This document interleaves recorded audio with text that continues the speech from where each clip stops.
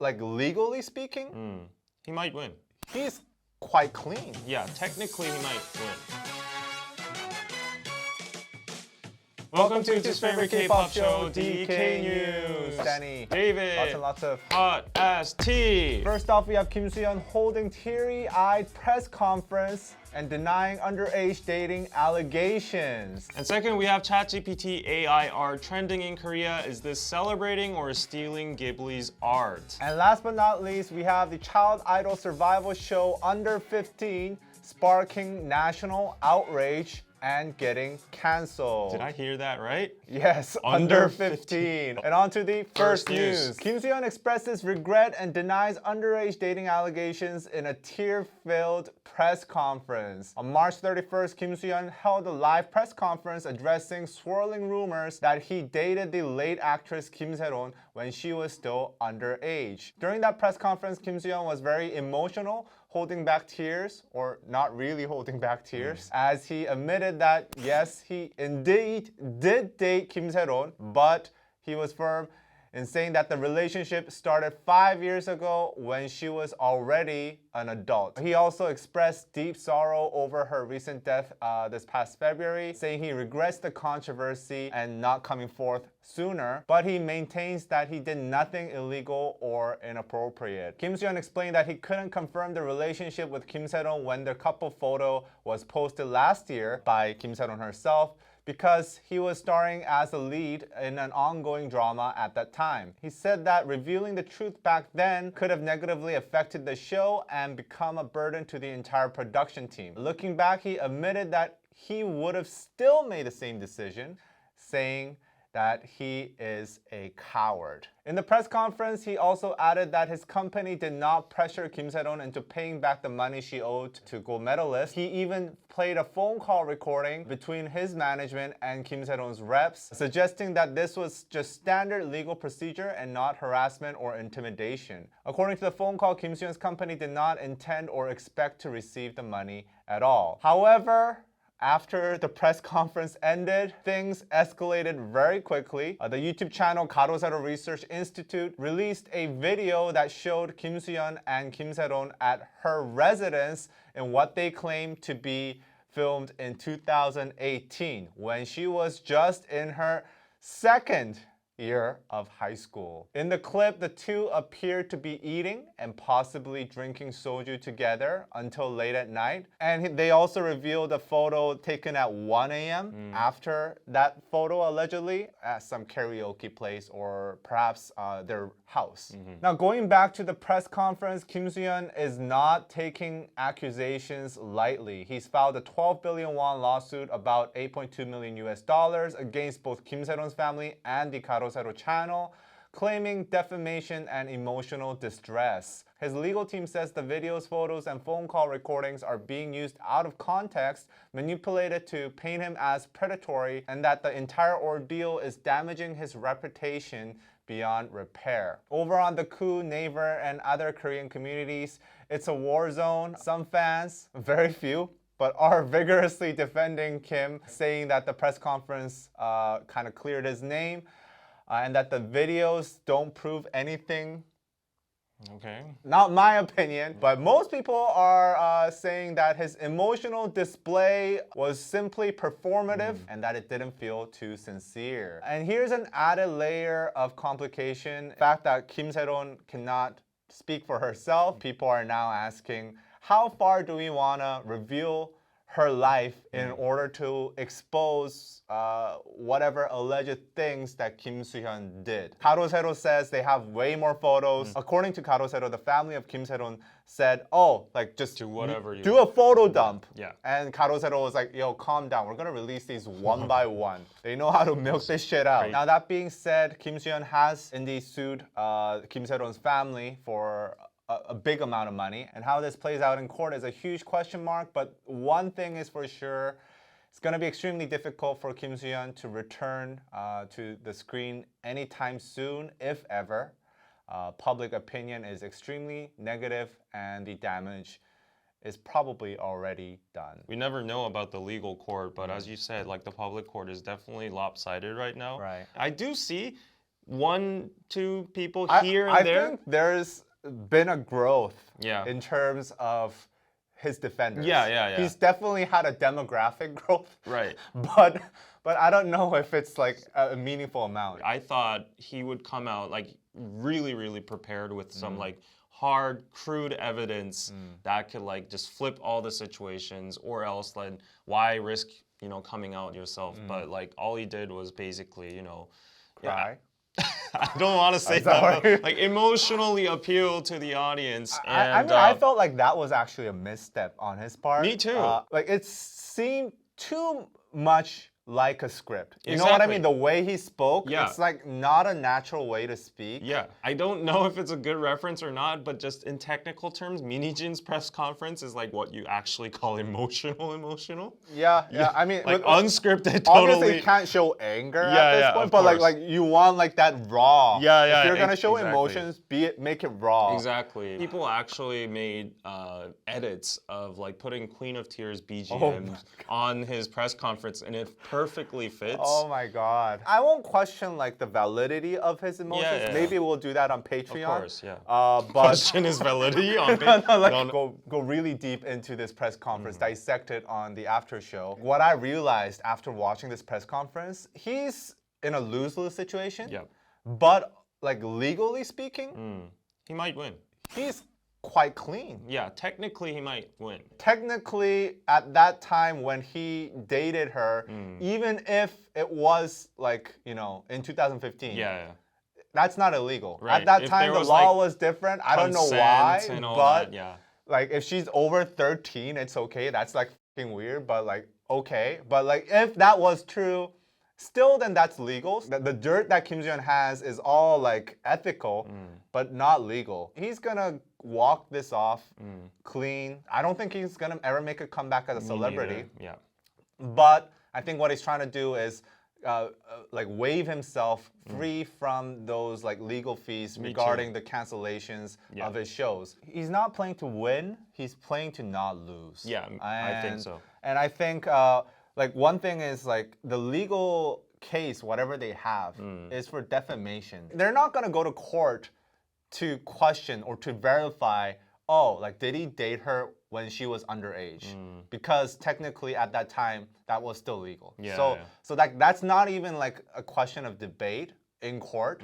So at the end of the day, like the only thing that they can perhaps claim that Kim Soo-hyun, did was maybe, I guess, ask for the money.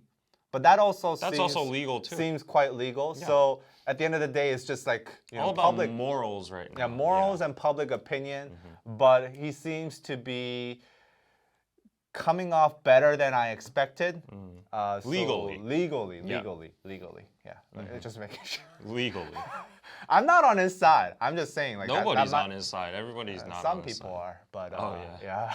I saw the comments. I was surprised. One last question, quick Yeah. one. Do you think he should have taken questions? Because he chose not to take questions, No. and that actually got a lot of backlash. If I was his like personal lawyer or his team, I wouldn't have advised to, because like you never know what kind of liabilities, like what kind of mess ups you will do during the session. So it was smart of him not to do so. Yeah. And I heard Karosero actually was in the press conference, and then they got kicked out. Oh really? Yeah, they got kicked out before it started. And then the Karosero people got pissed off, and then they revealed that Yeah, I video. saw that they were chatting real time during the press conference on the yeah. YouTube streams, and they were like, "Oh, you said that? Okay, get ready. We're gonna drop some bombs." That's how you become a top tier cyber wrecker. You gotta be at those places. Not admirable. Like, let's not.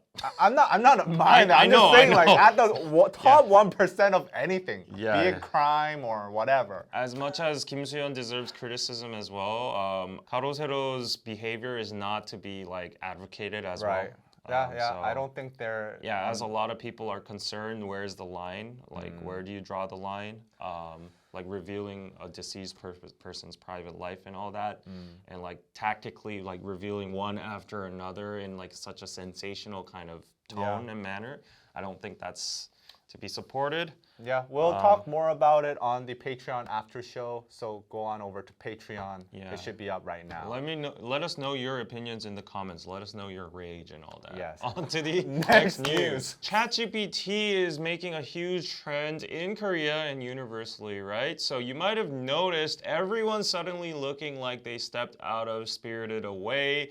And Korea is also in the middle of this new viral trend. The Ghibli-style profile pictures are being used from influencers, students, to brands, and even parents. And social media is being flooded with all these AI-generated portraits in the dreamy style of Studio Ghibli. The craze took off after ChatGPT released a new image generation feature, an upgraded one, and by simply typing in stuff like prompts like "turn my photo into Ghibli style," users will receive anime-style portraits in seconds. Korea's daily ChatGPT user count surged past 1.2 million as a result, and the trend has even spilled over onto second-hand app markets where people are selling these AI portrait services for those who don't want to pay like the full $29 for ChatGPT. Quite smart. Yeah. I should do that. I don't know, you'll get a lot of criticism in the comments, I expect. But anyways, to go on, before you go back on your words, the feature doesn't stop at Ghibli. Users can transform their photos into diverse styles inspired by, I don't know, you name it, Naruto, One Piece, Disney, The Simpsons, Sailor Moon, Monet, Van Gogh, Picasso, Anyone anything. you can imagine. Yeah, exactly. Anything the machine can learn. But the excitement isn't without criticism, of course. Miyazaki Hayao, the revered creator of Studio Ghibli, has been vocal about his opposition towards AI-generated art in the past, calling it an insult to life itself. Many wonder how the artist himself would feel about the mass replication of his visual language. And legally, the practice is currently protected in Japan, and a 2023 interpretation of Japanese copyright law allows AI to train on copyrighted works, including Ghibli films, as long as it does not directly copy specific scenes or specific characters. So while legal, the trend has sparked frustration among artists and illustrators. Many say their years of work can now be replicated in seconds. The irony is that the more unique and recognizable an artist's style is, the more vulnerable it is to algorithmic mimicry. But on the other hand, some take a more optimistic view, and they see AI as a tool like Photoshop or 3D software, something that can expand creative possibilities rather than replace them. So, however, concerns over job displacement and the devaluation of human creativity remain, and as the technology accelerates, animations and illustrations may face growing challenges. At the same time, again, supporters argue that AI lowers the barrier to entry for visual storytelling, allowing anyone with a crazy concept to bring it to life without costly software or formal training. So one thing for sure is, like it or not, the trend is here to stay for a while, and the tech is only going to get more advanced from now on. So what do you think of this trend? Is it right? Is it wrong? Have you done it before? Oh, have I done it before? Is this a confession? Yeah. It's a confession booth. I'll be honest. Yesterday, I made a Ghibli picture with my girlfriend. I did too. I mean, I actually okay. made like 10. Like, I see all these photos. Yeah. You know, like On on Kakao, Instagram. I've been a little bit critical about, AI art myself. Yeah. But I then see he's all like, these people. Make a Ghibli photo. And everybody's doing it. Yeah. And I'm like, so I Googled it. Yeah. I was like, okay, why is it not Very working? enthusiastic. And then apparently there were so many people or something that like the image generation is slow. So I waited like 3 minutes to get it. Okay. But it was good. Yeah. But then here's the thing. My girlfriend was like, oh, let's post this. And I was like, no.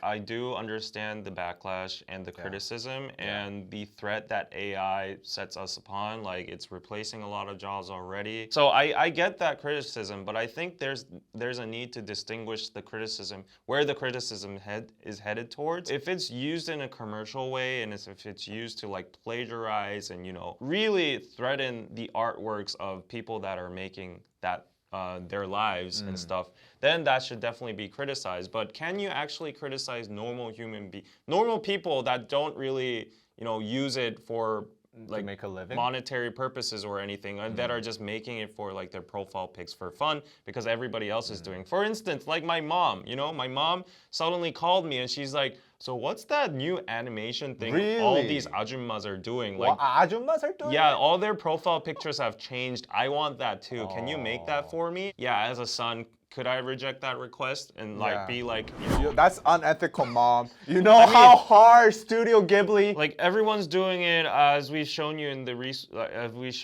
visual aids, like from celebrities, from like just known figures to everyone ordinary around us. Yeah. So it's just really hard to block that entire stream of that trend, and it's going to be utilized even more and more and more. Even before this, like if you go to Midjourney, if you use Midjourney or any other like image generation, you could still copy styles. Yeah. Right? Like To some you extent. know, I used Midjourney a lot, and like, you know, I always tried like, oh, like make this in the style of, you know, the animation Akira. We've opened the Pandora's box Yep. a long time ago, and we're just seeing it, you know, be distributed to the masses now. And I think there's no going back at this point. Yeah. There is no going back. Yeah. We're already done. Before, people were much more divided on AI art, but because with the Studio Ghibli thing, where now everybody's doing, literally, like people that have never used AI are now using ChatGPT to make Ghibli profile pics. Right. Since so many people are like doing this, it's not even like, you know, an ethical question anymore. It's just like a trend. Yeah. It's People not just accept it. Yeah, it's not even people, it's dogs too. Yeah, even dogs are doing it. Yeah. Quite literally, because like their owners are making Yeah. images of their dogs. Exactly. It's so I cute. actually made a cat image myself. In Korea, like there's literally a craze right now. Everyone around me is doing it. And I feel like that's more imminent. That's more prominent because people are very invested in their appearances, and a lot of people feel like, you know, if they're not good looking, if not up to the beauty standards and such, they can't like set their profile pictures and stuff.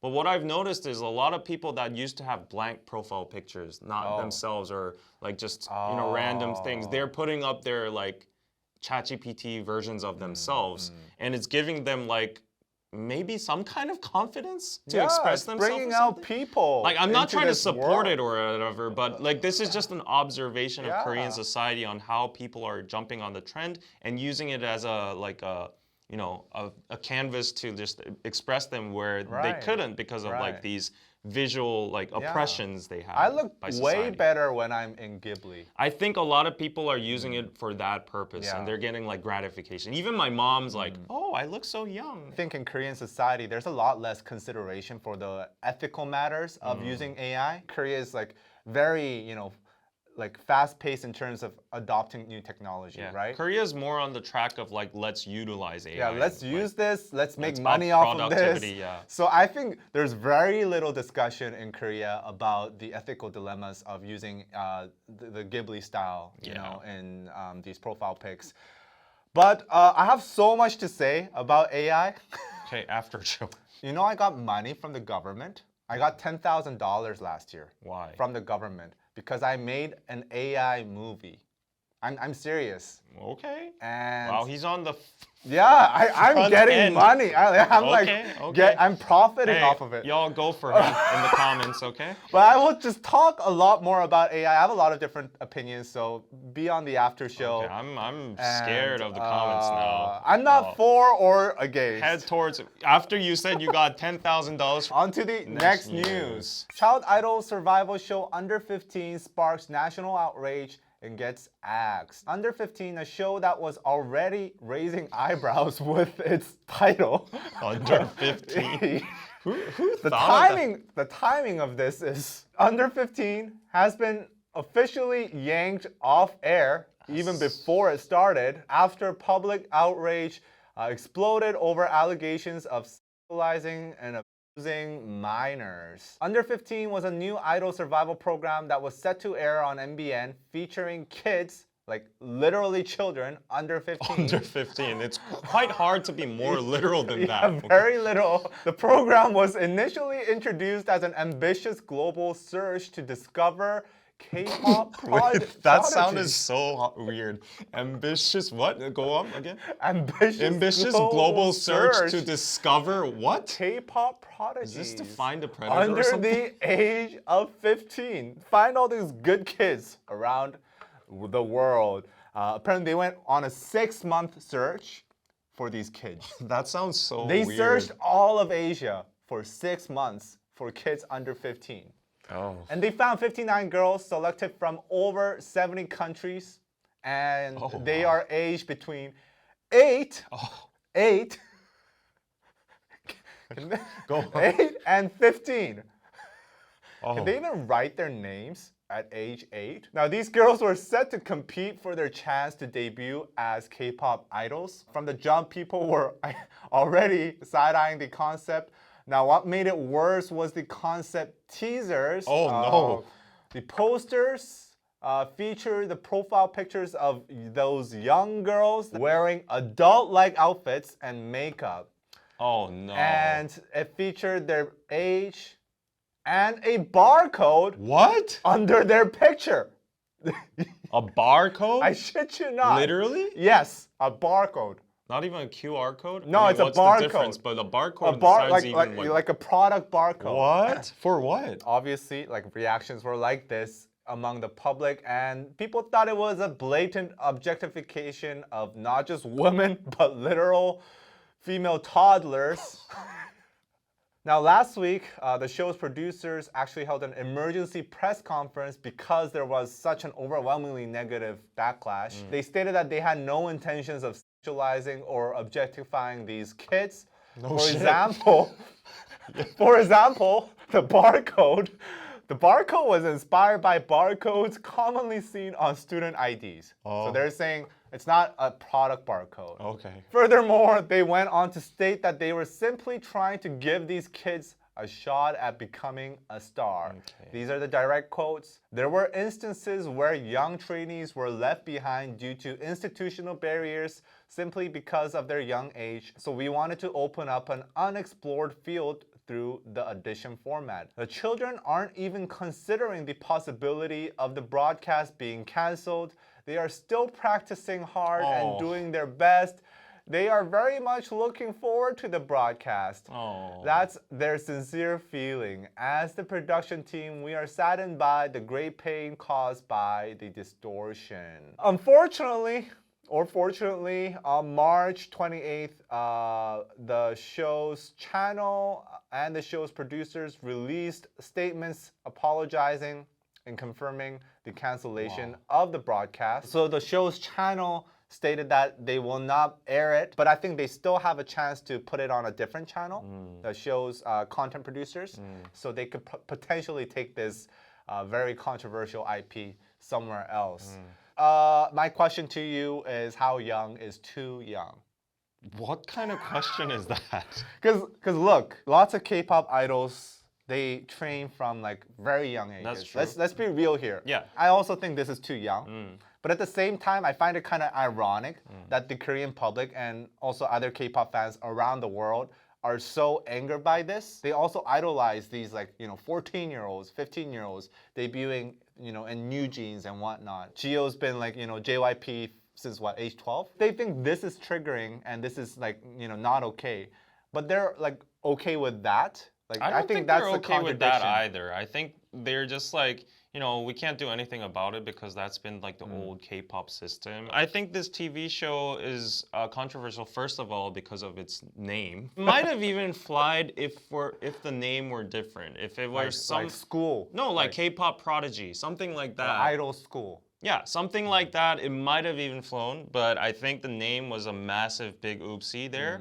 You actually can see on K-pop Star or Trot Star or whatever, a lot of kids that are as young as 8, 7, they come out and sing and all that. And people think it's cute. Yeah, but I think the thing is everyone think it's cute, but on the back of their minds, they have a dual thought of oh, that's not normal, that's not natural, and these kids should be in not such a competitive environment. They shouldn't be on such pressure. They should. Right. So this show is just taking that over the top and like actually normalizing the procedure. But then more kids are gonna see this show and they're gonna want to become like K-pop idols, and more parents are gonna think it's gonna be okay, and they're gonna start like making their kids dancing and like doing all these stressful stuff that even like, you know, full-grown adults are hard to like even go through.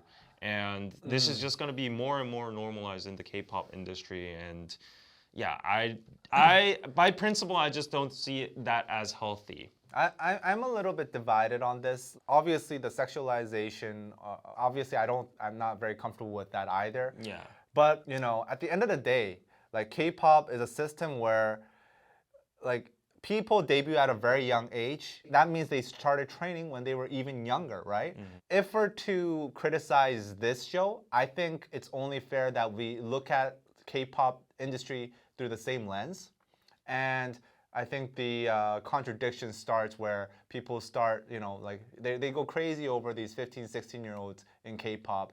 And then they, you know, criticize this show. As I said, it's all about normalizing, and also, you know, as you said in the last episode, the media has so much impact and power upon like youngsters. Like, you know how like the whole YouTube trend was going on, everyone in the whole country wanted to become YouTubers. K-pop stars are next, but if they see their like friends on the TV shows and they're getting a lot of spotlight, they'd all want to like, you know, I mean, become the that. same could be said about K-pop And also, idols as well. I'm pretty sure the competition would have like rounds, eliminations, practicing, mentoring, and all that. It's going to be just very stressful, and just depicting that kind of environment is just not very So if healthy. it's behind the scenes, then it's okay.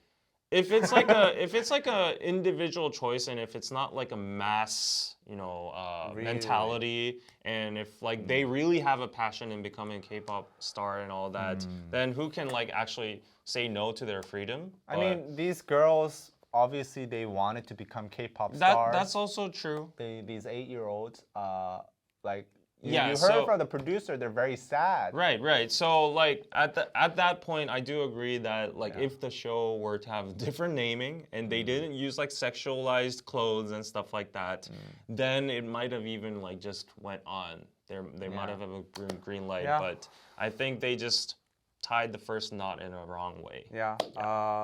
But we'll see where the show goes. I think it will. It's going nowhere. I mean, it's canceled on this channel, but like it could potentially, like a smaller cable channel might pick it up. Like if I'm like a really small channel with nothing to lose, then I'll pick up this IP. I just don't think it's a right IP to pick. No. I mean, not me personally, but I'm just saying. You just said I would okay. pick. Okay. No. Don't clip this. They put all this effort into scouting these kids from around the world, right? Yeah. And they brought them in already into Korea. So like think of the money in terms of and the logistics that's required to produce something like this. Yeah. I don't think they will put it all to waste. So they'll probably try to air it somehow, one way or the other. But then we can see. I mean, on a humanitarian level, again, like I feel bad for the producer and the kids especially the kids that were anticipating this opportunity.